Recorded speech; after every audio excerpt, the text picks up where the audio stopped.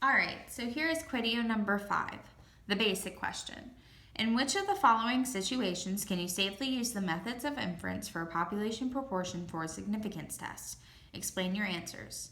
So to safely use the methods for a population proportion, you have to keep 3 conditions in mind. They have to be random, they have to be independent, which means that the population size must be 10 times larger than the sample, and they have to be normal, which means all of the successes and all of the failures have to be at least 10. So keeping those 3 conditions in mind, letter A says you toss a coin 10 times in order to test the hypothesis that the hoe, P is equal to 0.5, that the coin is balanced. So we're going to assume that there's a simple random sample because flipping a coin is a random process. So this holds true. So the population has to be 10 times greater than the sample. So 10n has to be less than or equal to the large N. So 10 times 10, because that's how many times we've flipped the coin, has to be less than all of the coin flips. So 100 is definitely less than all coin flips because we could do that an infinity amount of times. So this also holds true. Then we have to see if our sample is normal. So we have to do the number of trials we have times the proportion. So we have 10 trials or 10 coin flips, and then our hypothesis said that P was equal to 0.5, and coins only have 2 sides, so it'd be a 50-50 chance. So 10 times 0.5 is 5, and that is not greater than 10, it is less than. So based on this, the successes are not at least 10, which means it's not normal, but we can still check it with the failures. And it's the same thing as the complement because 1 minus 0.5 is 0.5. And so it's the same for each, and they're both less than 10. So we cannot safely use the methods of inference for population proportion because the expected number of successes and the expected number of failures are both less than 10. So that condition was not held true, so we cannot use the methods for inference for this one. Then letter B.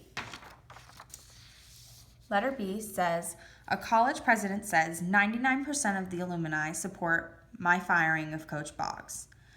You contact an SRS of 200 of the college's 15,000 living alumni to test the hypothesis that hoe, P is equal to 0.99. So for this one, same type of thing. So it said in the problem that there was an SRS. So it says there's an SRS. So that's stated. So this one, this condition holds true. So 10n has to be less than or equal to the large N. So 10, and their sample size was of 200 of the alumni, and that's out of 15,000. So when you multiply that, 2,000 is less than 15,000. So this condition holds true for this as well. Then looking to see if it's normal, so you do your sample size times your proportion, and the hypothesis said that P is equal to 0.99, and the coach said 99%. So that's going to be our successes for this one. And 198 is definitely greater than 10, so this part of the normality condition does hold true. However, when we look at the failures, so we would do for Q, it'd be 1 minus 0.99, so we'd have 0.01. And when you multiply that out, you get 2 is less than 10, and it has to be greater. So this does not hold true in the normality. Therefore, we cannot safely use those methods because the expected number of failures is less than 10. So that condition almost held true, but it didn't. So this one cannot be used either. And then letter C, says, do a majority of the 250 students in a statistics course agree that knowing statistics will help them in their future careers? You interview an SRS of 20 students to test the null hypothesis, P is equal to 0.5. So it said that there was an SRS, so that's stated and that condition holds true. So 10 times they asked 20 students, so that would be our sample size, and the population of the students in the statistics course is 250, and 200 is less than 250. So this condition does hold true for this one. And then the normality part of it. So you have the number of students or your sample size, so 20, and then the hypothesis said 0.5. So 20 times 0.5 is 10, and 10 is equal to 10. So it's at least 10, which means that this condition holds true. And since our complement is the exact same as the actual proportion, so 1 minus 0.5 is 0.5, we get the exact same thing for our successes and failures. It's a 50-50 chance. So we can safely use the methods of inference for population proportion for this one because there's an SRS, a simple random sample. The sample size is less than 10% of the population, and the expected number of successes and failures are at least 10. So all the conditions held true for this one, so we can use those methods for this problem. All right, next is the advanced question. For each of the following situations, state whether a type 1, a type 2, or neither error has been made. Explain briefly. Letter A. A bank wants to see if the enrollment on their website is about 30% based on a small sample of customers. It tests the null hypothesis P is equal to 0.3 versus the alternative hypothesis P is greater than 0.3 and rejects the null hypothesis. Later, the bank finds out that actually 28% of all customers enrolled. So, thinking about type 1 and type 2 errors, a type 1 error is when you reject a true null hypothesis, and a type 2 error is when you fail to reject or you accept a false null hypothesis. So letter A, they stated that they reject the null hypothesis. The null hypothesis was P is equal to 0.3 and the alternative was P is greater than 0.3. And they gave that the bank found out that 28% of the customers enrolled, which is 0.28, and 0.28 is less than 0.3.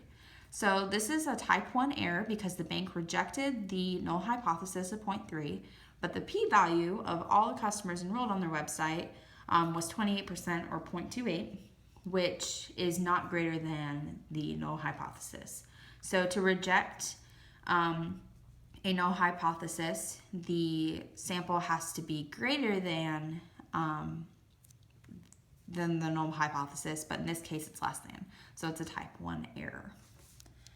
And then letter B says, a student tests 100 students to determine whether other students on her campus prefer Coke or Pepsi and finds no evidence that preference for Coke is not 0.5. Later, a marketing company tests all students on campus and finds no difference. So for this one, they said that they failed to reject the null hypothesis, and the null hypothesis is that the probability of people preferring Coke is equal to the probability of people preferring Pepsi. So the alternative is that they're different, that the probability of Coke is not equal to the probability of Pepsi. So they gave that the preference for Coke is not 0.5, so 0.5 is equal to 0.5. And so this is neither a type 1 or type 2 error because they failed to reject or they accepted the null hypothesis that there's no difference in the students' preferences of Coke or Pepsi, which is a correct statement. So this is neither error. And then letter C says, a pharmaceutical company tests whether a drug lifts the headache relief rate from the 25% achieved by the placebo. The test fails to reject the null hypothesis because the p-value is 0.465. Further testing shows that the drug actually relieves headaches in 38% of people. So in this question, they said they failed to reject the null hypothesis. The null hypothesis was that p is equal to 0.25 and the alternative was p is greater than 0.25. So they took the p-value of 0.465 and looking at that, that is greater than 0.25. So this is a type 2 error because the company failed to reject the null hypothesis.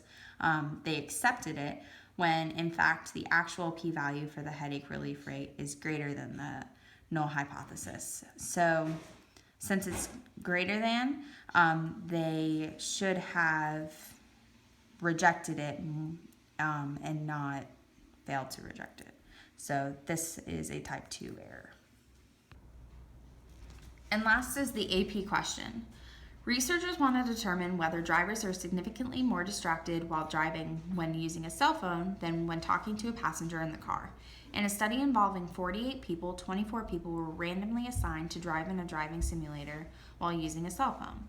The remaining 24 were assigned to drive in this driving simulator while talking to a passenger in the simulator.